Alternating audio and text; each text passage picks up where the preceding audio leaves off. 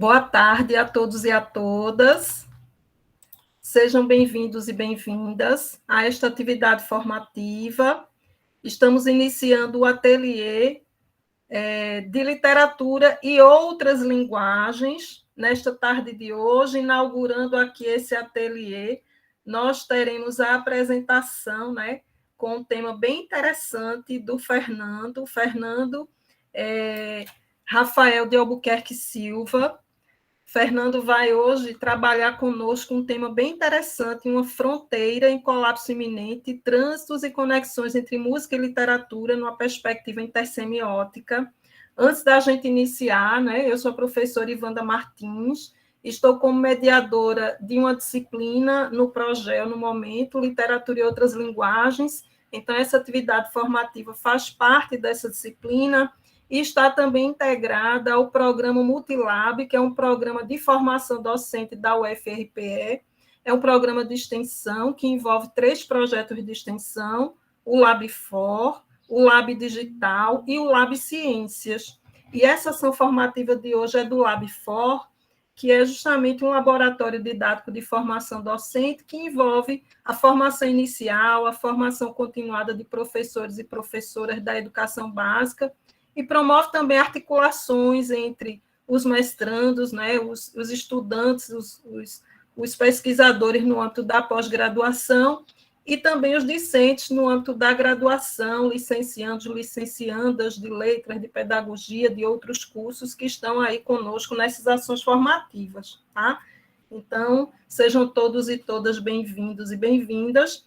Temos a participação da nossa monitora especial do LabFor, que está também aqui conosco, Lívia, que coordena muito bem essa parte formativa. E, Fernando, teremos o prazer de iniciar com você. Eu vou pedir para a Fernanda fazer a mediação. A Fernanda será a nossa mediadora na tarde de hoje, Fernanda, querida, você pode apresentar Fernando? Certo, posso sim.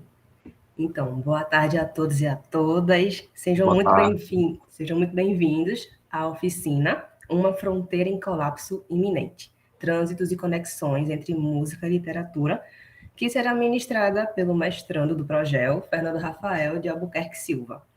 Fernando é jornalista, formado pela Universidade Católica de Pernambuco e pesquisador na linha de pesquisa de análises literárias, culturais e históricas do PROGEL, que é da Rural.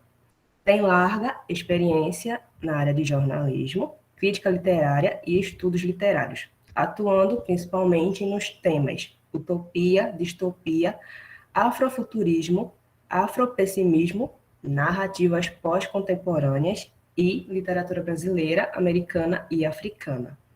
Então, Fernando, fica à vontade. Eu achei maravilhoso a Fernanda apresentando o Fernando. Os charás nesse processo aí de troca. E Fernanda, Fabíola também que está aqui, Gabi, foram as meninas que, mesmo virtualmente, nesse espaço virtual daqui do PROGEL, que a gente se aproximou muito. Enfim, está sendo maravilhoso dividir esse espaço aqui com vocês. Eu queria, em primeiro lugar, agradecer a professora Ivanda por oportunizar esse espaço. Essa disciplina que a gente está cursando é uma das disciplinas mais interessantes, criativas e que mais tem demonstrado esse aspecto do processo de interdisciplinaridade, que é a proposta base do programa de pós-graduação em estudos da linguagem, porque ela enxerga a professora oportuniza esse movimento de enxergar o estudo da literatura como um estudo múltiplo, que vai além do processo do formalismo, que vai além do identificar apenas reflexos sociais, mas de fazer da literatura um exercício de comparação com outras expressões, artísticas. E, enfim, ao longo desse trabalho de hoje e nos próximos trabalhos que vão vir, a gente vai ter um percurso bem longo, Aí de uma série de apresentações muito bacanas, muito boas.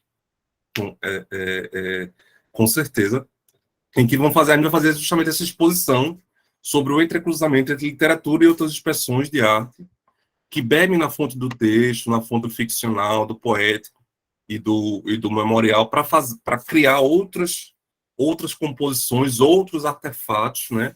E aperfeiçoar esse estar da arte no nosso mundo, né? Esse estar da literatura a partir de nossas relações, esse estar da música, da pintura e de outras expressões artísticas, de estar conosco, né?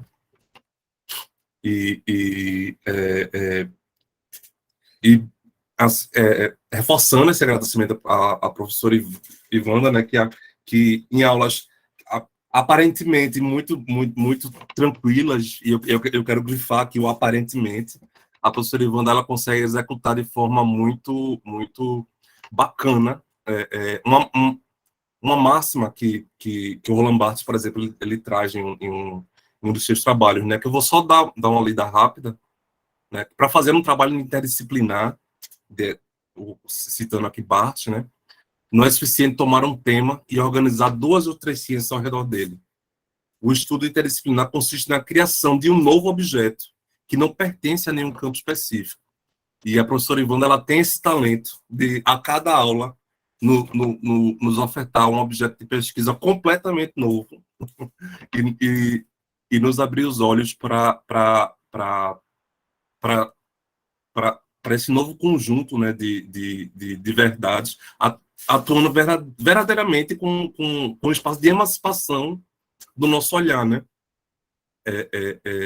Desenhando outras configurações do que a gente vê, do que a gente diz e do que a gente pensa a cada encontro. E aí, agradecer bastante a professora e também trazer a gente para esse laboratório de formação, né? A ideia aqui não é incentivar a utilização de outras expressões artísticas no processo de tanto formação de vocês, como na formação que vocês vão fazer, né, no mercado de trabalho, nas escolas, no espaço de universidades, em cursos, e promover essas discussões. Para além das loas, essa semana é uma semana bem complicada, né, que acho que eu tô uma pilha de nervos com o domingo, com essa eleição que está se avizinhando, né? Porque eu tenho uma admiração pela política, pelos espaços de promoção de política, de espaços de debate, e tenho me engajado em algumas ações, de fazer panfletagem, estar na rua, tentar abordar as pessoas, né? Para a gente tentar, de alguma forma, contribuir com isso, com o fim disso tudo que tá acontecendo e para que a gente possa colocar em curso a máxima daquela música, não sei se vocês conhecem, Rap da Felicidade, de MC Cidinho e Doca, que ele diz, né, andar tranquilamente na favela onde eu nasci, que a gente possa andar tranquilamente nas nossas cidades, nos nossos bairros, né, porque acho que isso hoje, acabou de sair uma notícia agora de outra pessoa que foi vituperada, está hospitalizada por conta saiu agora há pouco, uma pessoa invadiu um restaurante e saiu esfaqueando eleitores do candidato de oposição, né, a quem está na frente das pesquisas. Isso precisa acabar de alguma forma, de algum jeito. E essa é uma semana bastante decisiva, né, para todos nós. E vamos tentar fazer igual a Gal Costa, né? Ficar atento e forte e não temer nada. E não temer nada. E diante desse cenário, além de estar numa semana decisiva, eu ainda gripei, então não repare se eu dar umas fungadas aqui durante o processo. E a minha voz fanhosa. Mas bem, vamos ao que interessa, né? A união entre literatura e música, elas não é algo novo, né? Elas são duas expressões que são gêmeas, né? Do som, da sonoridade, da fala, do tipo de expressão humano, né? E por isso elas são talvez, expressões que são inseparáveis durante seu processo. Ao longo da evolução da técnica, tanto literatura quanto música, elas estão hoje em diferentes patamares e diferentes alforjes, né? Por conta de questões mercadológicas, incentivos, estruturação do próprio mercado de literatura, estruturação do mercado da música, né? Estúdios, shows, mas elas comungam do som e da fala para se estruturarem, né? Se a gente for verificar cantos tribais, lamentações coletivas, gemidos, mantras, todas essas expressões, esses tipos de sonoridade de fala, elas se colocam nesse grande lago que essas duas expressões artísticas se colocaram, né? Por isso que eu coloquei o título dessa apresentação de hoje, essa é uma fronteira em colapso iminente, porque ela está o tempo todo caindo. Existe uma fronteira que foi demarcada, né, por questões de mercado, por questões de estruturação dessas duas expressões, mas que elas estão o tempo todo caindo e voltando, né? E aí a ideia de hoje é conversar com vocês para falar de como se dá esses trânsitos, né? Como se dá esses trânsitos, quais as conexões entre elas, fazendo uso de uma base de música mais pop, né? Eu não vou entrar aqui em questões, por exemplo, como ópera, né? Que é um espaço de comungação muito grande da literatura e da música, né? A gente não dá para entrar em liras, e na dramaturgia que faz uso, por exemplo, de execuções ao vivo, mas de dar um passeio por algumas músicas, né? Eu quero colocar aqui para a gente poder ouvir algumas coisas e pensar sobre essas coisas, né? E falar sobre um pouco desse percurso, né? Stephen Paul Scher, que é um dos autores que eu fiz a pesquisa, eu vou colocar aqui no chat o nome dele.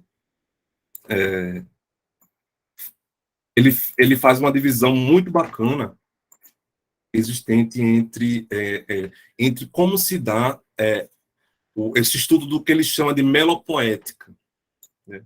Que são as influências da literatura na música, a literatura e música na literatura.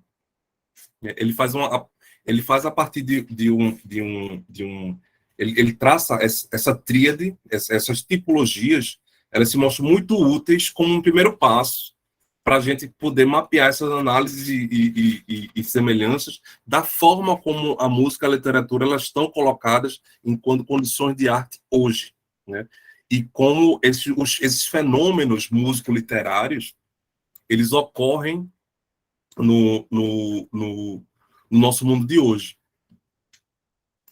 Então, mas antes de entrar nessa teoria, né, de Paul Scher, eu queria mostrar algumas coisas para a gente começar algum tipo de discussão. A gente tem tantas pessoas que são tanto do lado do projeto como são de fora, e eu acho que pode ser bem interessante. Eu queria só compartilhar aqui essa música de Milton Nascimento, né? Caçador de Mim. Acho que não sei se todo mundo aqui conhece. E, sim, duas questões relevantes que eu comecei aqui até a falar e não comentei. A oficina de hoje ela vai ter dois momentos, né?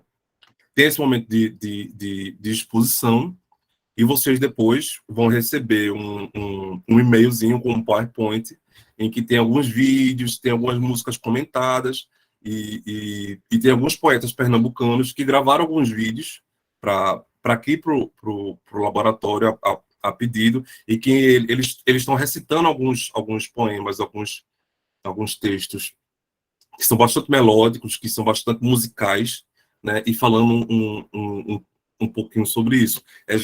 José Juva e Fred Caju, né, que são artistas independentes, e aí vocês vão receber depois esse material por e-mail. E quem quiser fazer durante a apresentação, justamente, escreve aqui, Nanda e Fabiola vão abrir o microfone aqui para a gente poder ir interagindo, já que não vamos ter uma apresentação guia para ilustrar esse momento, mas enfim, vamos ouvir aqui Milton e conversar um pouquinho sobre ele. Deixa eu dar o play. Vocês estão ouvindo daí?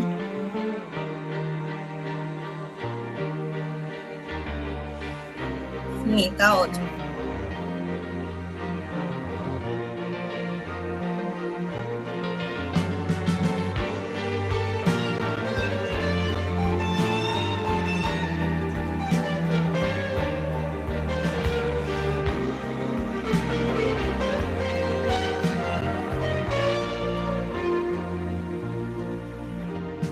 Por tanto amor, por tanta emoção, a vida me fez assim.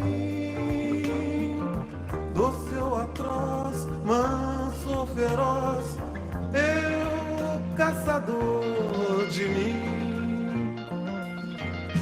Preso a canções, entregue a paixões que nunca tiveram fim.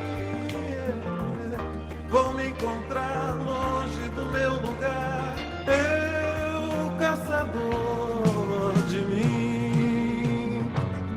Nada a temer senão o correr da luta. Nada a fazer senão esquecer o medo. Abrir o peito à força numa procura.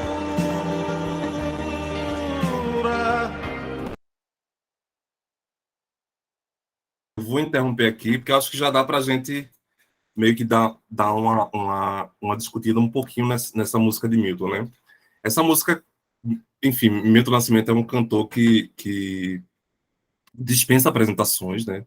Acho que aqui para todo mundo da sua grandeza e importância dele para a música popular brasileira, né? E essa música, Caçador de Mim, ela é livremente inspirada numa obra muito famosa de um escritor americano. Eu não sei se alguém aqui se arriscaria a dizer quem, né? Que se conseguiu fazer nesse breve momento essa correlação entre a música. Alguém arrisca? Acho que não, né? Eita, alguém falou Raymond Carver. Não, veja, só quem leu a obra que realmente vai conseguir sacar, né? Tem ele se inspirou livremente no Apanhador do Campo de Centeio, de J.D. Salinger, né? E isso fica muito evidente no trecho que ele fala: preso a canções, entrega a paixões que nunca tiveram fim. Vou me encontrar longe do meu lugar, eu caçador de mim. Que é justamente o jovem que são narrado nas páginas de Salinger, ele sai em busca de um processo de procura de si, né? Então ele traduz essa viagem que ele faz da casa dos pais até Nova York, né? Como essa caça de si mesmo, eu caçador de mim, e ele preso a paixões que nunca aconteceram, né? Que é justamente ele pensando e projetando esse processo de paixões, de amor e de construção da sua identidade ao longo dessa viagem, né, que o protagonista do romance ele empreende até o espaço final, né? Acho que tem alguma... Acho que foi a Renata, né, olha, não sabia, que lindo, é bem bonito. Eu também descobri recentemente, Renata, isso, e fiquei bastante surpreso, né, de como ele conseguiu fazer esse processo de tradução da música, né? Tem outra música de Marisa Monte, essa daqui é fácil, acho que todo mundo sabe, né? Não é possível. Né? Amor I Love You, de Marisa Monte. Eu separei o trecho específico em que ela dá toda a deixa para a gente desvendar essa cruzadinha que música é essa? Eu tô me sentindo quase no qual é a música? Virar o rosto o Pablo. Mas não tô com o rosto pintado.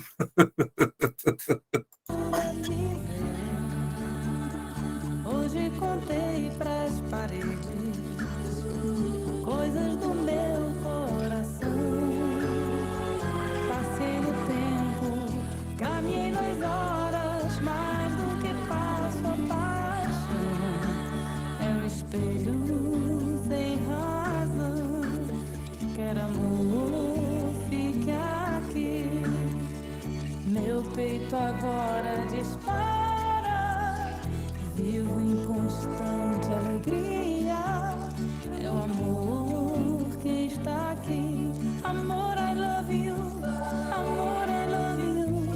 Amor, I love you. Amor, I love you. Amor, I love you. Amor, I love you.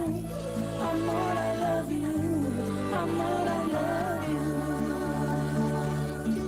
Tinha suspirado, tinha beijado o papel devotamente. Era a primeira vez que lhe escreviam aquelas sentimentalidades. E o seu orgulho dilatava seu calor amoroso que saía delas. Como um corpo ressequido que se estira num banho tépido. Sentia um acréscimo de estima por si mesma. E parecia-lhe que entrava, enfim, numa existência superiormente interessante.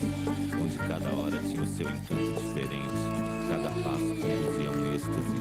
E a alma se cobria de um luxo radioso de sensações. Amor, I love you. Meninas aqui comentaram que Mariana e Lívia sabem. Eu quero... abre o microfone, meninas. Eu tô por aqui no perfil. Tudo bom, Lívia? Tudo bom, Mariana? Tudo certinho, Fernando. Tudo ótimo. Conta aí pra gente essa charada. Primo Basílio, né?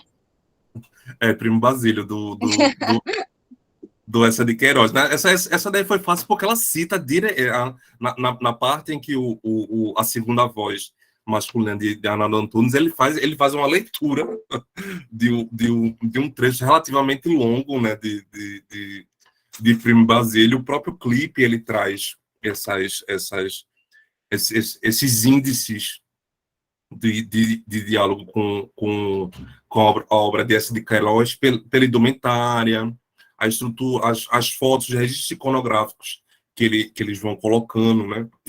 O encontro da protagonista com os personagens ao longo do clipe. Então, isso vai se estruturando de uma forma muito, muito, muito bacana nesse registro iconográfico, nessa forma como o clipe da música Amor I Love You, ele se coloca, né? E também da forma metafórica em que ela se estrutura. A própria letra da música, ela se estrutura fazendo uma referência muito direta a Primo Basílio. Bem, eu vou voltar aqui pro conteúdo, né, para a gente desenvolver, e mais tarde eu quero trazer mais alguns outros exemplos. A gente tem Pete com o Admirável Mundo Novo, Admirável Chip Novo, meu Deus, eu falei errado. Eu falei o nome da obra no lugar de falar o nome da música, né? Tem a própria Björk com Atopus, né, recentemente, que foi lançado, que ela declarou, né, que se inspirou no fragmento do discurso amoroso de Roland Barthes, né, para fazer toda a composição do clipe, de tanto sonora quanto da letra. Bem, como eu estava conversando com vocês, tanto a música quanto a literatura, elas são filhas do som, né, e são filhas desse processo humano de utilização da sonoridade, né.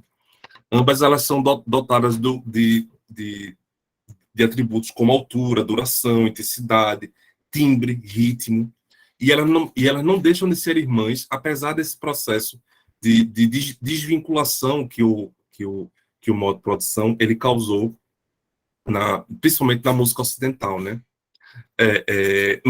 Aqui também no Ocidente, remontando à poesia lírica, a afinidade entre literatura e música, ela possibilitou a criação de oratórios, cantatas, madrigais, coros, baladas.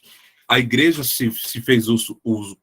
faz uso dessa união em missas cantadas, a própria mágica inglesa também, e o Spiegel, que é um tipo de música alemã, ela faz o uso dessas dois tipos de expressões que comungam o som para criar os seus produtos de música, os seus produtos de cultura, né?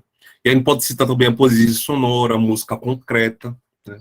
Que são expressões que escrevem essas duas artes ao longo da história como dois componentes quase indissociáveis, né? Como verdadeiros personagens ilustres da história da música e também da própria literatura. Como eu comentei antes com vocês, não existe nenhuma tipologia que ela pode lograr êxito nesse vasto campo de relações envolvidas nessas configurações que fazem com que essas duas expressões artísticas elas estejam juntas, né? Agora, essa tipologia de Stephen Porcher, como eu coloquei aqui no chat, ele parte desse processo de separação que se sucedeu ao longo da história e estabelece essa melopoética como uma nomenclatura e uma espécie de conceito portmanteau que é um guarda-chuva, né? Que ao se abrir de dentro desse guarda-chuva saem várias tipologias, tendo como as principais essas três que eu comentei com vocês: literatura na música, né? Os componentes literários que estão dentro do expresso de sonoridade, literatura em música como componentes separados, mas que estão em cruzamento, né? Em conexão para se tornar um produto, e a música na literatura, quando as expressões musicais elas adentram esse outro espaço, né? Se a gente for falar da literatura na música, Cher, ele se vale ele se vale da necessidade de considerar o tipo de relação que está intitulada na expressão, né, de literatura na música. Não é raro, por exemplo, algumas expressões musicais, elas terem um folheto ou um programa escrito, por exemplo, para orientar a interpretação do ouvinte, orientar a interpretação do espectador, por exemplo, né? Antigamente, quando tinha CD, eu sou do tempo de CD ainda, a gente sempre tinha o folheto, né? O libreto do CD, que a gente destacava e podia abrir ao longo do processo de escuta, né? E a utilização desse recurso do livreto é um recurso relativamente antigo, que remonta ao século XV, na verdade, de utilização desses arquivos impressos para poder fazer essa complementação ao processo de escuta, né? E eles chamam isso de música programática, né? Um exemplo obrigatório de música programática e a sua variante é a sinfonia, por exemplo, são as sinfonias, né? As sinfonias elas narram algum tipo de história, fazendo com que personagens e movimentos desses personagens eles estejam intrinsecamente atrelados a algum tipo de instrumento, por exemplo, né? Como exemplo dessa música programática, você tem Romeu e Julieta, Sonho de uma Noite de Verão, A Tarde no Fauno, de Debussy, Macbeth, e na sua interpretação, Dom Juan, Don Quixote e Strauss, ele fez algumas sinfonias que ensaiavam tanto Macbeth como Dom Juan como Don Quixote. São composições que se inspiram musicalmente nessas peças e nessas obras literárias, e que faz esse processo de associação. Por exemplo, em Otelo, né? Otelo, Desdémona, ela é naturalmente associada ao oboé, que é um dos instrumentos utilizado na encenação de Otelo, de Tchaikovsky, não, de Mendelssohn, desculpa. Já o Moro, a entrada do Moro no quarto de Desdémona, ele é associado ao contrabaixo, à utilização do contrabaixo. Já em Hamlet, Ofélia é associada ao clarinete, e os metais e os instrumentos de percussão, eles anunciam um Hamlet mais viril, militarizado, né? O som metálico associando as botas da soldadesca, né? E os instrumentos já, por exemplo, em Romeu e Julieta, os instrumentos de sopro, eles inspiram diretamente a personagem de Julieta, né? Já quando a gente vai para a expressão literatura e música, a gente chega no campo da canção, né? Que é nessa segunda tipologia de Cher, de Paul Cher, literatura e música, ele remete às duas figuras que se integram no processo de vocalização, né? Esse estudo que ele capitaneia, ele traz à baila uma questão crucial, que é a relação entre a estrutura verbal e a música, que tem uma complexidade muito grande, porque ele inspira e traz críticas constantes. Alguns teóricos, por exemplo, da canção, eles falam que o elemento musical ele predomina sobre o verbal. Já outros, eles atribuem um peso idêntico a esses dois constituintes, né? Enquanto um terceiro grupo, né, ele enfatiza que há uma tensão entre melodia e letra para fazer uma única coisa, que é a canção, né? Sem negar a contribuição do elemento verbal, tem uma autora que Paul Cher cita, que eu tive a oportunidade de ler nesse tempo, que é Susan Langer. Deixa eu colocar aqui no chat o nome dela, que vocês podem depois fazer também alguma pesquisa sobre. Susan Langer, ela se alinha entre os que sustentam a supremacia do constituinte musical sobre o elemento da verbalidade. Segundo ela, que ela é norte-americana, quando palavra e música elas se fundem numa canção, todo material verbal, fônico, semântico, poético, estrutura que está posto, ele é assimilado automaticamente pelo musical e que ganha preponderância. Então, para ela, não se pode mais falar em linguagem verbal ou poesia, mas tão somente um outro elemento que é a própria música, né? Assim, ao escutar uma composição sacra, por exemplo, mesmo quando totalmente em grego, o ouvinte ele apreende o peso expressivo das palavras, né? Essa assimilação do verbal pelo musical, ela explica a razão pela qual, na música vocal, por exemplo, versos banais eles podem funcionar como grandes poemas, né? Por isso, por exemplo, um dos exemplos que eu separei aqui é também de Schubert, explorando os poemas de Shakespeare, e que a partir daí ele faz uma obra completamente nova, a partir desse processo de observação da estrutura poética dos poemas de Shakespeare, né?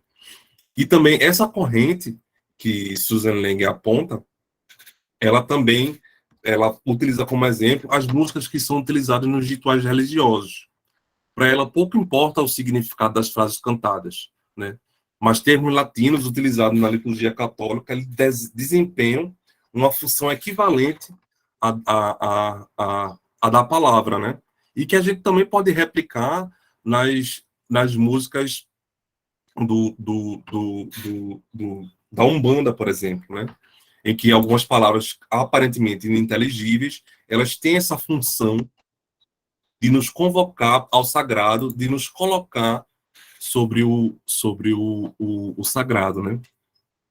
Alguns outros teóricos, eles atribuem igual peso ao elemento verbal e ao elemento musical, salientando que há uma integração entre eles, entre a textualidade e a música, com uma indispensável sincronização desses acentos, né?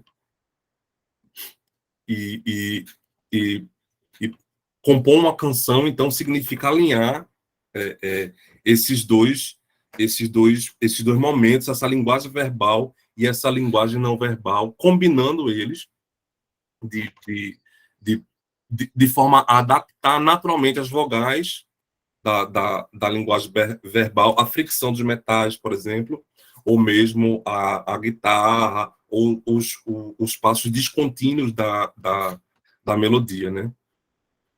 E, então, Langer também ela defende que o compositor ele deve amalgamar esses dois espaços, um espaço linguístico, de estruturação da língua, da linguagem verbal, com o campo do melódico. E aí, eu achei bem engraçado, porque um dos exemplos que Pocheru usa, apesar de ser um pesquisador de fora do país, é a ópera do Malandro, de Chico Buarque, em que ele faz uma direta correlação com a ópera dos Três Vinténs, de Bertolt Brecht, que é justamente aonde Chico foi justamente colher informações e aparato para poder compor a ópera do Malandro, né?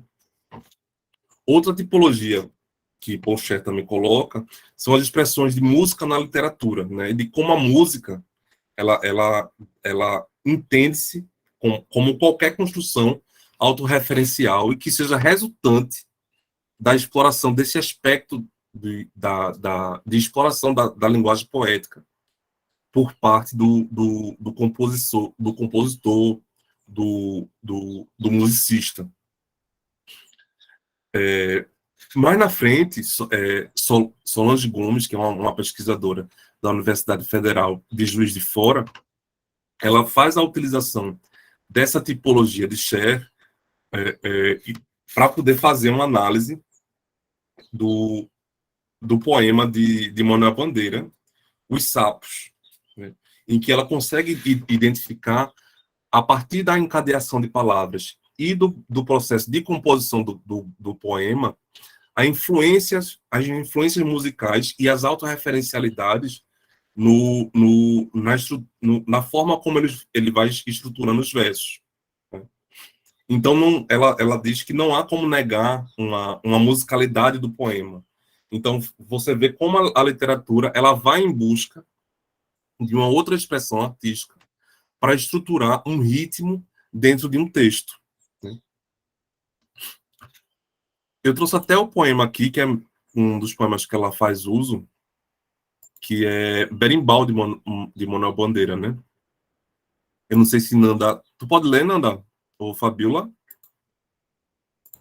Eu posso ler. Vai, amiga.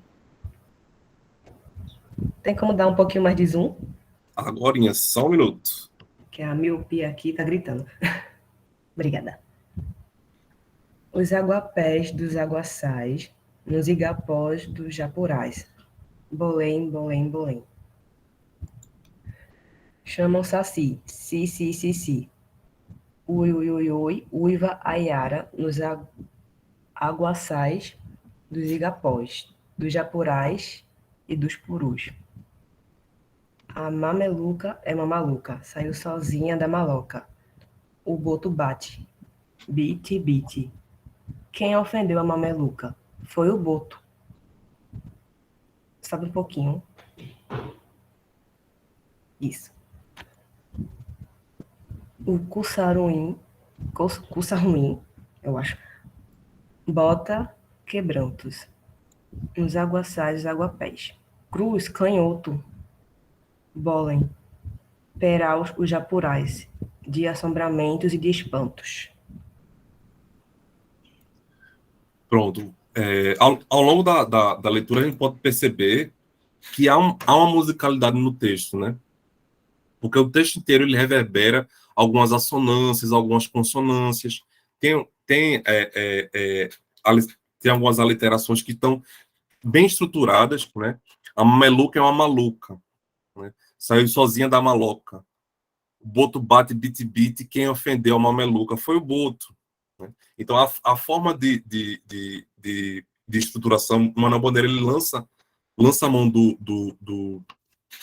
da estrutura de música para fazer a composição desses versos que Solange Gamos ela utiliza como a grande expressão dessa tipologia de share de música na literatura, né? Quando o extrato fônico ele está embutido no processo poético, dentro da poesia, fazendo como um elemento, não como um elemento banal, ou só para fazer a rima, ou para cumprir a cestilha, para cumprir a estrutura do soneto. Não, ele está estruturado dentro do verso para causar uma intervenção e causar uma impressão no leitor. Então, a partir dessas tipologias, a gente pode ver que essas ligações e os entrecruzamentos entre música e literatura não são novos, pelo contrário, elas são visualizadas na contemporaneidade como polos opostos e são movidas por esse aparato técnico que é aparentemente diverso, mas que tem a sua vocação bem calcada lá atrás, na utilização do som pelo homem, né? Então, a literatura ela faz o uso da música quase como uma espécie de álibi, né? Os textos, as canções, eles precisam já os textos de canções, eles precisam de acordes ou mesmo guitarras para poder funcionarem, né? A letra, ela compartilha esses elementos da linguagem verbal e da linguagem musical para compor um novo objeto, né, que é a canção. Assim como o ritmo, no gênero dramático, ele precisa estar presente, né, ele precisa, muitas vezes, da música para poder criar um cenário, caracterizar um personagem, apontar para uma ação, trazer a atenção do leitor, por exemplo, num texto ficcional mais plano, para dentro de um substrato. Além disso, a música ela também usa a literatura não mais como álibi, mas também como algoz, nos textos que muitas vezes são musicados, como a gente trouxe a experiência feita por Marisa Monte e Arnaldo Antunes, trazendo a Primo Basílio para dentro da estruturação de uma música, né? Então, os textos, ele, muitas vezes, são musicados a correspondência entre frase, a frase melódica e a frase textual, a música programática, essa música em que a sua audição ela tem que estar acompanhada de um programa escrito para poder orientar o espectador ou o ouvinte, né? Evocando altamente essas informações extras musicais e trazendo elas para a narração literária, né? Então, a literatura ela é fonte de inspiração para temas, para personagens e para as formas da música. E as caracterizações estéticas e culturais de cada época, elas vão moldando ao seu tempo a forma como essas duas expressões elas vão se comportando. Deixa eu acender aqui a luz. Está escurecendo, né? E aqui a gente faz ao vivo. Né? Então, é evidente, por exemplo, por outro lado, que a relação entre música e literatura ela está inserida dentro de um fenômeno que é muito mais amplo e que conjuga esses códigos musicais e literários que vão interagindo entre si e vão se alimentando e enriquecendo o próprio discurso, esse discurso, seja literário ou musical, a partir de uma multissignificação, né? De uma relação de complementariedade, tanto entre os aspectos formais de composição da música, como os aspectos formais de composição do texto literário, né? Então, existem algumas coincidências entre retórica musical e literária, as citações dos dois discursos à parte, evocações, e são ações e movimentos de ambas as expressões artísticas, que elas criam uma atmosfera sonora, né? Elas podem criar um clima emocional, recriar uma realidade subjetiva, né? Bem como referir-se a uma paisagem, localizar fatos em um tempo, país, região, alguma fazer sobressair alguma natureza interior, né? Um andamento, por exemplo, de um ritmo acelerado, ele pode, né, denotar ou avisar que algum objeto ou alguma ação ela tá acontecendo naquele processo, né? Naquela representação. A agitação ela e vibrações ela pode ser interpretada como uma mudança rápida, por exemplo, de humor em uma cena de uma peça ou mesmo em um romance, né? São múltiplos sinais que podem ser utilizados por essas duas expressões e que podem criar centros de atenção. Elas levantam expectativas no receptor sobre esse desenvolvimento posterior, e eles são duas expressões que comungam de códigos compartilhados para se retroalimentar, né? E já porque a gente tem uma diferença, a música ela é um fenômeno que ela tem uma duração no tempo.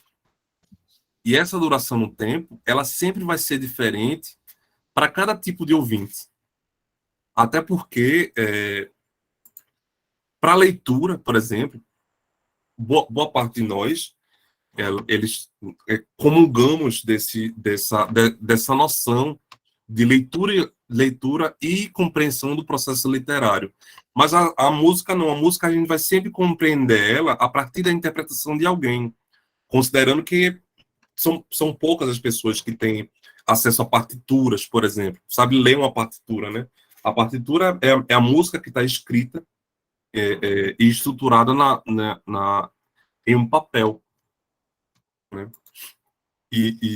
Então, o local de fruição e compreensão, tanto da música quanto da literatura, são os locais em que essas duas expressões elas se dividem e deixam de, por exemplo, de se compreender, considerando que a música, ela, como eu coloquei, ela tem uma duração no tempo, né? E cada audição ela é marcada por uma série de elementos que as diferenciam da audição anterior ou de audições posteriores ou de audição por pessoas diferentes, né? Enquanto a literatura não, ela tem um tempo mais elástico e o texto verbal ele congrega ali todas as informações que o leitor ele precisa ter para fruí-lo, né? Então, o local de fruição dessas duas expressões simboliza justamente o campo em que elas estão separadas e precisam, por exemplo, de um mediador, né, para se colocarem juntas, como afirmou Pocher nessa tríade, nessa tipologia, né? Porque ao longo da história também se tornou lugar comum, tanto da música quanto da literatura, eles estarem juntos, a partir dessa relação intertextual, com uma forma artística anterior, né? Quem de fato fala isso é Júlia Kristeva. Eu não sei se Kristeva ou Kristeva, como é que fala direito o nome dela. Kristeva. Não estou lembrado agora. Kristeva, né? Isso. Pronto. Né? Em que ela postula que o nascimento de uma nova expressão, ela lega a sua anterior à condição de arte de relíquia, né? Mas a partir mesmo com o nascimento de outras expressões, tanto literatura quanto música, elas contradizem essa postulação, eita gagueira, quase que não sai, essa postulação de Kristeva, né? Por exemplo, se a gente for utilizar em expressões musicais e literárias que ocorreram marcadamente nos países, nações e continentes que foram colonizados, né? Isso se destaca de forma bem frequente, né? Na música, por exemplo, a subversão de uma música colonial, ela antecipa a formação de uma identidade nacional para aquele povo que foi colonizado, né? Por exemplo, antes de falar do exemplo da musical, acho que fica mais próximo para a gente falar do literário. Nas literaturas pós-coloniais, por exemplo, salta aos olhos a utilização criativa de algumas grandes obras, né? Por exemplo, tem um autor caribenho, que é Derek Wilcott, em que ele reescreveu o Homero, a Ilíada, chamando ela de Homeros, em que ele faz uma correlação vis-à-vis entre os personagens como se fossem personagens das Antilhas inglesas, né? Como se fossem personagens caribenhos, né?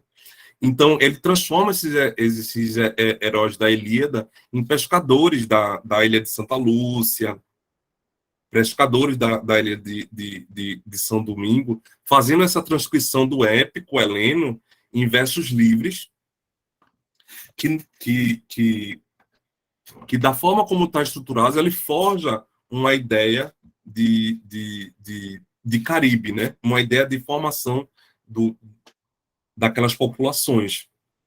Então, a partir desse processo de subversão dessas formas canônicas que são herdadas do imperialismo, tanto no campo da música quanto no campo da literatura, elas funcionam como uma forja da identidade nacional dessas nações colonizadas, né? Na música, a gente encontra alguns exemplos bem semelhantes, em que povos colonizados eles reinterpretam, a partir da sua localidade, essas velhas formas europeias e transformam essas velhas formas reinterpretadas em grandes símbolos nacionais, né? Uma espécie de vai e vem dessa relação entre arte,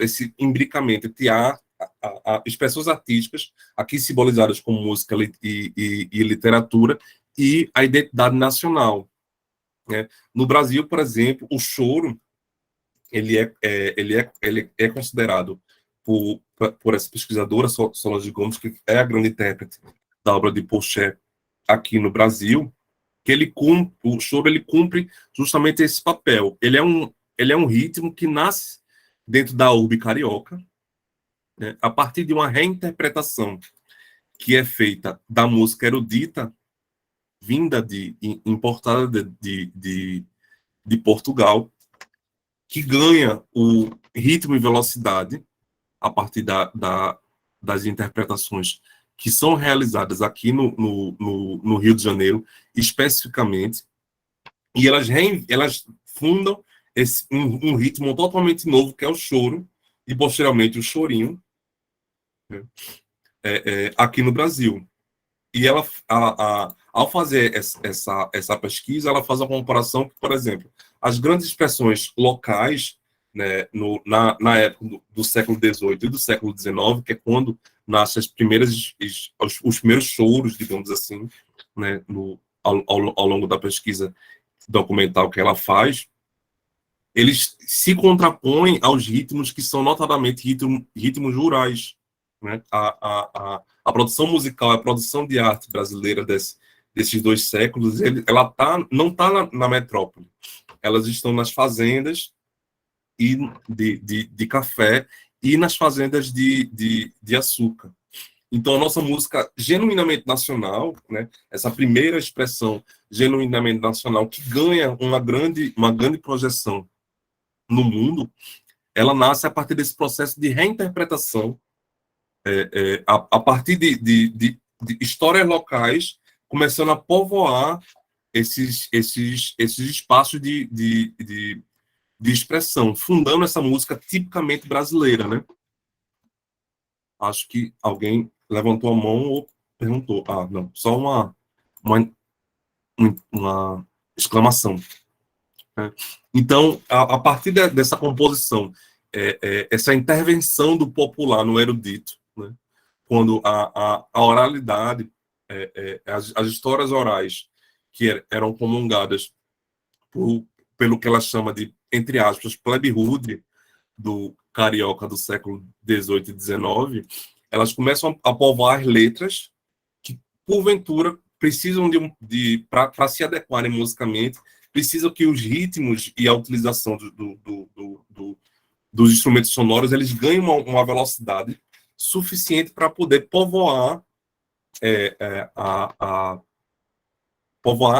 a letra que estava se colocando ali, fazendo uma grande correlação entre o erudito popular, o sacro, o profano, o que era da metrópole, o que é da localidade.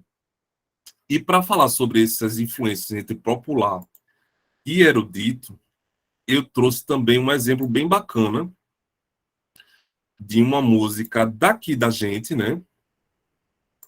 Que fala muito da gente e que tem uma influência erudita inglesa muito grande, né? Eu acho que algumas pessoas aqui conhecem essa música. Deixa eu aumentar aqui o som dela. Tá fechado. Eu não vou colocá-la toda, porque o clipe é relativamente grande. São quase 7 minutos e tem uma história bem bacana nele, né? Mas pela sonoridade, algumas pessoas já vão reconhecer.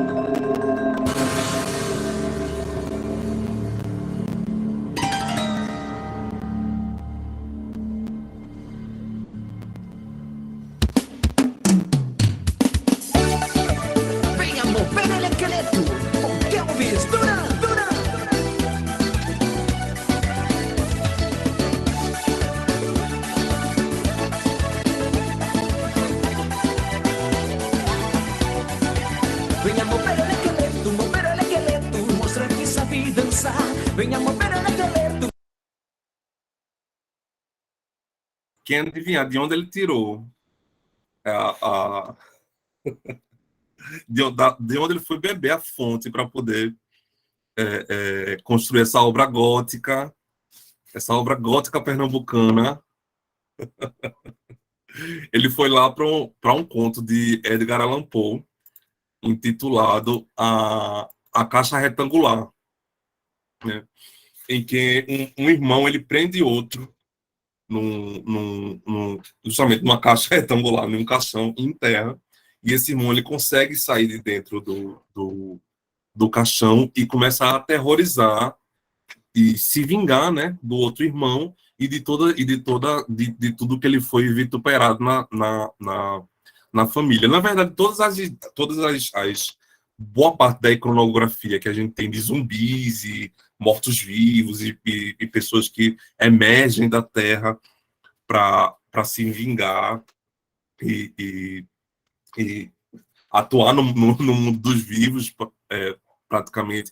A gente tem essa inspiração muito grande em Poe, Mas ele, inclusive, deu uma entrevista eu não consegui achar essa entrevista. Na época, eu era setorista de cultura da Folha de Pernambuco, no antigo caderno de programa, quando ele lançou há milênios atrás, e ele falava justamente desse texto, que na época eu não conseguia achar nem a entrevista nem a matéria, mas ele citava um autor inglês, e depois, a partir de pesquisas que eu fiz, existem alguns papers também que compilam esse material, que fazem essa referência de pesquisa para a caixa retangular de Edgar Allan Poe, né? E aí a gente tem diversos outros exemplos, como eu citei de Atopus, né, de David Bowie, que fez uma música intitulada 1984, né, em que ele faz uma referência clara à obra de George Orwell, Pete em Admirável Chip Novo, no Admirável Mundo Novo, a gente tinha a pílula, né? Então ela remete à pílula, ela faz uma transposição entre pílula e chip, e a partir disso ela faz todo esse diálogo com a obra. Então, como eu estava colocando, música e literatura, elas têm uma história muito longa, né? Tanto focada na arte verbal e na arte de criação musical, na arte do ritmo, que elas se dão as mãos e se tiram, digamos assim, né? Elas nascem irmãs do som, né? Mas elas se tornam, apesar de serem siamesas desse processo de vínculo com o som, elas se tornam independentes e ainda andam de mãos dadas para formatar as suas composições e as suas formas, né? Em fronteiras que estão sempre em um processo de queda e levantamento. Então, elas assinalam um percurso cíclico que pode ser elas podem a música ela faz uso da literatura para poder conseguir estruturar os seus jogos rítmicos, né? E para poder fazer uma conquista de ouvinte. E a literatura também faz parte, lança a mão da música para conseguir ritmo, conseguir conquistar o seu público leitor. Como eu falei para vocês, essa exposição é uma exposição inicial, vocês vão receber depois o PDF, né, com esse texto, né, das pesquisas, com um resumo da obra de Porcher, da pesquisadora Solange Gomes, que faz uma pesquisa extensa sobre essa tríade, esse tripé de estruturação das relações entre música e literatura, e alguns vídeos, além desses que eu mostrei aqui, eu trago outros clipes de músicas que se inspiram livremente em textos literários, e os vídeos desses 3 poetas pernambucanos que estão falando de suas obras e suas livres inspirações. Eu acho que para alguma reflexão inicial, acho que já deu para a gente fazer, não foi, professora? Obrigada e parabéns, Fernando, né? Pela exposição, pelo compartilhamento de suas pesquisas, de suas leituras, nessa interface entre a literatura e a música. A proposta é justamente essa, né? Vocês colocarem os seus percursos de pesquisa, né? As suas aprendizagens para a gente estar aqui nesse compartilhamento. Hoje, a gente tem a mediação de Fernanda Barreto e de Fabíola nessa sessão. A ideia é que, a cada encontro, a gente tenha também essa articulação, né, da apresentação. Hoje, o Fernando apresentou essa pesquisa, esse trabalho maravilhoso dele, nessa interface intersemiótica, literatura e música. E eu vou deixar aqui a mediação. Quem tiver alguma questão, alguma contribuição que não colocou lá no chat, pode colocar, que Fernando e Fabíola vão estar aqui coordenando essa parte do debate da mediação. Pode ser, Fernando e Fabíola? Total. A Fernanda, ela falou. É xará, né? Fazer o quê? O xará, isso. Então, primeiro, parabenizar Fernando, arrasou muito nesse trabalho, nessa apresentação. Tu trouxe muitas relações com músicas que eu nem imaginava. Sério, até mesmo coisas óbvias que eu nunca tinha pensado antes, sabe? E eu acho que isso aconteceu com todo mundo também, né? Que é uma experiência muito interessante, né? Você trazer literatura e misturar com outras artes, sabe? Isso é surreal, né? Porque tem aquele público que é muito fechado, né? Vive numa bolha literária, né? Que fica julgando o que é literatura, o que não é, o que deve fazer parte, o que não deve ser. Mas hoje a gente vê que praticamente todas as artes, né, elas podem, sim, ser vinculadas à literatura. E aqui, esse só foi o primeiro trabalho, gente. Vocês têm que ver as outras oficinas que vocês vão perceber, vocês vão conseguir observar que literatura consegue se misturar com outras artes de maneira, assim, perfeita. Sabe? E, assim, quem tiver pergunta, pode colocar no chat ou pode falar no microfone também. Fica à vontade. Lívia levantou a mão. Pronto. Eu vou fazer uma perguntinha, porque eu acho muito interessante esse diálogo. Vou até fazer meu jabá, como eu sou a professora Ivanda, toda vez eu falo. Eu crio conteúdo na internet justamente sobre isso, sobre a relação entre literatura e outras artes, tanto filmes, seriados, quando tem citação de algum livro, ou também das músicas, porque a minha ideia inicial era falar só sobre os filmes, que até meu Instagram é o livro que eu vi. Só que a música, assim, chegou dominando tudo e eu comecei a perceber como essas relações existem e passam e a gente não percebe, né? E eu criei o Instagram justamente no intuito de tentar usar a música como um aproximador, né? Porque, que nem Fernanda disse, existe muito uma bolha literária. O pessoal que lê muito. O pessoal que vive da literatura, que tem um letramento literário, ele realmente usa socialmente a literatura, mas é um nicho, assim, é uma bolha que não chega para outras pessoas. E eu acho que a música chega muito mais para as outras pessoas. E aí eu pensei justamente em usar a música para aproximar as pessoas da literatura, sabe?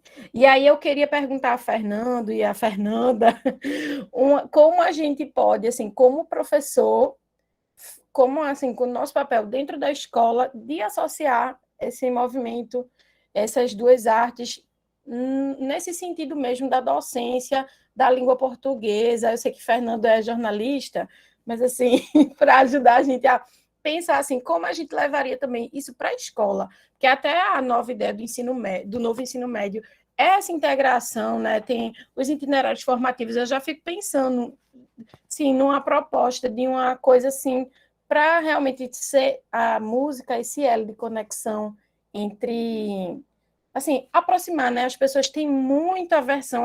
Quem não é da literatura parece que tem aversão à literatura, mas já a música é mais natural. Então, eu queria que vocês comentassem isso aí para mim, assim, até como uma ferramenta mesmo acadêmica e de ensino. Quem vai? Eu ou Fernando?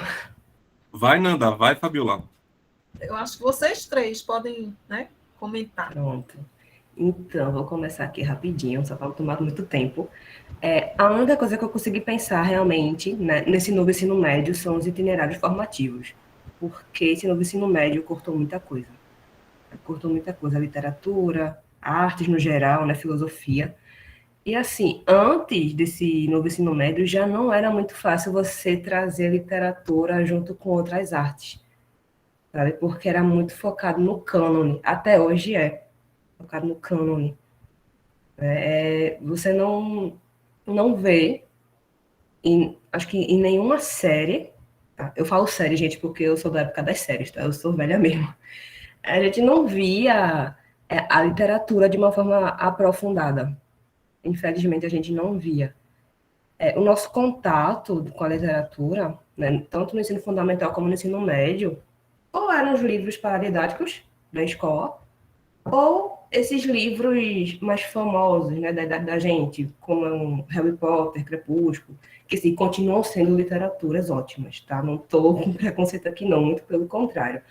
Mas o que eu quero dizer é, se nem nas escolas os professores, né, não os professores, mas assim, o sistema educacional no geral, se nesses sistemas eles trazem livros que não fazem parte do cânone, como Harry Potter, Crepúsculo, Senhor dos Anéis, enfim, os livros do John Green, enfim, tudo mais. Se eles não trazem esses livros, imagina trazer música, imagina trazer outras artes e misturar com literatura, sabe? Principalmente no ensino público. Eu estudei a vida toda numa escola particular e a gente tinha a disciplina de artes, porém, era só até o Fundamental 2. Ou seja, o que a gente via de artes não era muita coisa, né? Eram coisas bem objetivas, pintura, enfim, mas a gente não estudava muito profundamente a arte. Aí chegava no ensino médio, o foco era só Enem. A gente esquecia as outras artes. Esquecia a pintura, esquecia a música, esquecia todas as outras coisas e só focava no cânone, nas obras literárias. Então, eu imagino que a solução, né, o que a gente pode tentar fazer é justamente trazer essas outras artes e transformá-las numa disciplina, um componente, na verdade, dos itinerários formativos, que também não é fácil de montar, não é fácil, porque tem uma burocracia muito grande, né, para o Ministério da Educação poder aceitar, ainda tem o governo do Estado, né, a Secretaria de Educação do Estado aceitar, fazer um estudo de quais escolas podem oferecer, quais escolas terão alunos que vão se interessar por essa área, enfim. A gente está, assim, né, bem na pindaíba mesmo nessa área, infelizmente. Mas vamos ver o que os outros colegas têm a dizer, Fabiola e Fernando. Deixa eu ligar aqui o microfone. Tá dando para escutar, gente? Massa. Eu acredito que é um grande desafio, né, para nós como educadores, pensar nessa junção. Porém, assim, isso também não é um lugar estranho, né? Eu ia até fazer uma provocação também, uma discussão, entrar nessa coisa da gente pensar que, pelo menos assim, a história entre a literatura e a música, ela está muito colabada, assim, né? Muito unida. Que a gente, até quando a gente entra na universidade para estudar literatura portuguesa, a gente começa a estudar o quê? Cantigas, né? Que era justamente a forma que as pessoas passavam poemas, coisas da sua história, coisas do seu dia a dia, aí tinha cantiga de amor, cantiga disso, que era uma associação da palavra com a música, né? Isso era difundido na Idade Média, né? Tempos e tempos. Depois a gente também aprende alguma coisa sobre a questão também da junção, né, de literatura com a música, por causa das músicas sacras nas igrejas, que existiam missas que eram totalmente cantadas em latim, né, e versos. Isso também é muito bacana, né, que era uma forma também de transportar o texto, né, com musicalidade.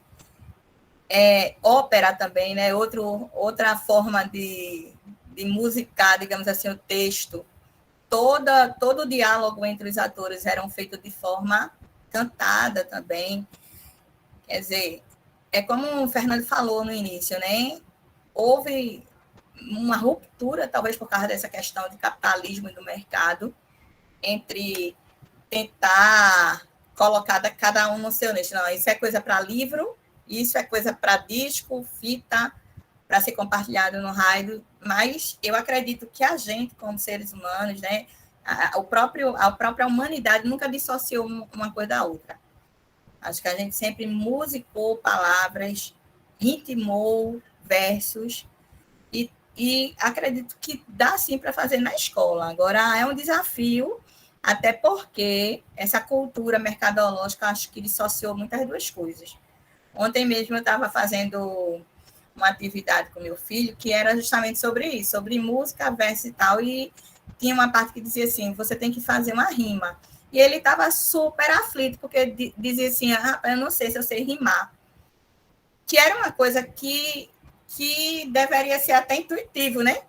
É uma palavra que tem o som da outra e tal, eu acho que, como a gente já dissocia tanto a questão do texto, do verso e da musicalidade, alguns alunos sentem essa dificuldade hoje em dia de unir as duas coisas. Mas é uma provocação que eu quero fazer aqui. Você acha que, para todos, né? Não só para Fernando ou Fernanda, vocês acham que ao longo do tempo, com essa trajetória que a gente tem da Idade Média para cá, né? De toda essa vivência entre texto e música, hoje em dia a gente tem como ter essa experiência da mesma forma que antes, de ter essa junção de novo, de ter essa consciência, né, de que o texto ele pode ser sim passado de uma forma mais musical. O que é que vocês acham? Fernando? Oi, gente. Como eu tava fazendo a exposição, todas essas pesquisas textuais de pesquisadores que mexem com música e literatura, eles afirmam que elas são justamente duas expressões que são gregárias. Elas nascem do processo de sonoridade, né? Realmente, como as meninas estão apontando, acho que até Gabriela Brasilino colocou aqui no chat, realmente a música ela aparece como uma espécie de apêndice nesse processo de facilitação dessa disciplina, das outras disciplinas, né? Mas a partir do momento que também a gente está fazendo isso, a gente está negando ao estudante a possibilidade de desenvolver uma capacidade, né? Essa capacidade de lidar com ritmos, com som, né? Com a produção artística, né? A gente está também deixando de oportunizar essa vinculação de como por exemplo, uma coisa é você colocar um menino para ler Primo Basílio. Quando eu li na escola foi um saco. Depois, quando eu já li grande, eu já tinha outra vivência. Outra coisa é você colocar Amor, I Love You e mostrar para ele a forma de como essa obra ela pode ser lida, né? Como essa obra ela pode ser comungada. E a partir desses dois apontamentos, a gente chega exatamente no que Fernanda pontuou, né? Que é a necessidade de uma revisão do currículo escolar a partir de seu aspecto formal, né? Para que essa entrada de outras expressões artísticas que são gregárias, que estão em conjunto, ela não se dê, como Gabriela colocou, nesses cantinhos, né? Nesse espaço de quase ludicidade, né? Que é um aspecto, pode ser encarado realmente como um aspecto lúdico, mas que precisa estar formalizado dentro de um ponto curricular para que ela ganhe profundidade e possa funcionar efetivamente como um campo de saber a ser desenvolvido para aquele conjunto de discentes, né? Para que a gente, lógico, os saberes principais de matemática, né, das ciências naturais, eles são realmente, eles pontuam ali na prova do PISA, pontuam nas provas do processo avaliativo, né, nacional e de fora do país, mas tem uma série de outras competências que a gente está, entre aspas, negligenciando, que eu não estou lembrando de outra palavra aqui agora, mas que precisam ser oportunizadas e aquela literatura e a música ela precisam realmente ser apresentadas como filhas do som, filhas da sonoridade, filhas da fala, né? Perfeito. Contribuir, se... Eu gostei muito dessa colocação que você falou, né? Essa palavra foi bem colocada, negligenciado, porque assim, eu noto nos alunos, na maioria dos alunos, não uma falta de interesse em conhecer, né, esses aspectos também literários, musicados e tal, como letras, estrofe, música e outras coisas, só que eles não têm, eu acho, maturidade, discernimento musical para poder compreender essas linguagens. E eles querem. Agora, cadê a oportunidade, né? A gente vê aí só uma aula, às vezes, de arte, muitas vezes não são dadas por professores que compõem, que são da grade mesmo de arte, né? Às vezes pegam um professor de outra matéria, outra disciplina, que nada tem a ver com música, nada tem a ver com artes plásticas, e que não foi formado para isso, para dar essa disciplina. Eu também gostaria de colocar aqui também minha crítica, meu protesto, e meu pesar por isso, porque eu acredito que é uma necessidade humana saber sobre música, saber sobre literatura, é uma necessidade intrínseca, isso nos torna humanos, né? Ótimo, Fabiola. Gabriela está colocando aqui algumas questões em relação a algumas músicas, né, que vão assumindo maior ou menor prestígio nesse campo, né? E muitas vezes a gente vai até reproduzindo isso, né? Quando a gente coloca essa conexão dialógica para os estudantes nessa perspectiva. Gente, que coisa linda, né? Que tarde linda de aprendizagens. Eu fico muito feliz nesse compartilhamento, porque aqui a gente tem a participação de estudantes da graduação, licenciandos de vários cursos, do Progel, do PPG-TEG, também a gente divulgou, professores da educação básica, né? Professores pesquisadores também da UFPE, professor Clécio, professora Cris, né? Então, assim, professora Edinara, que estava aí, tantos outros, fico muito feliz aqui com a participação de vocês. Estamos aqui iniciando, né, esse ateliê, né, esse laboratório didático de reflexão, de discussão. Amanhã teremos mais 2 valiosas apresentações. Lívia já está divulgando aí, né, no chat as inscrições. Então, amanhã, nesse mesmo horário, nós teremos também 2 excelentes apresentações, né, que são colocadas aí nessas interfaces da literatura com outras expressões artísticas. Enfim, eu gostaria de agradecer a todos e a todas essa oportunidade, e vamos todos e todas aí, né, nesse compartilhamento, iniciando e aprofundando essas reflexões. Lívia, gratidão também aqui pelo apoio. Fabiola, Fernanda, gratidão pela mediação. E Fernando, pelo show aí na palestra de hoje aqui.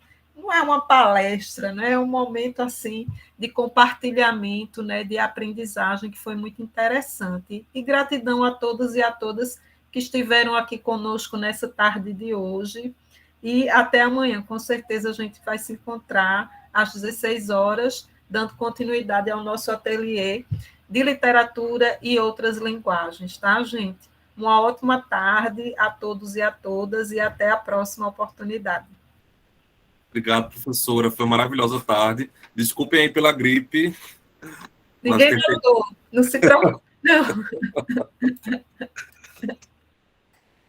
Tchau, tchau, gente. Obrigado.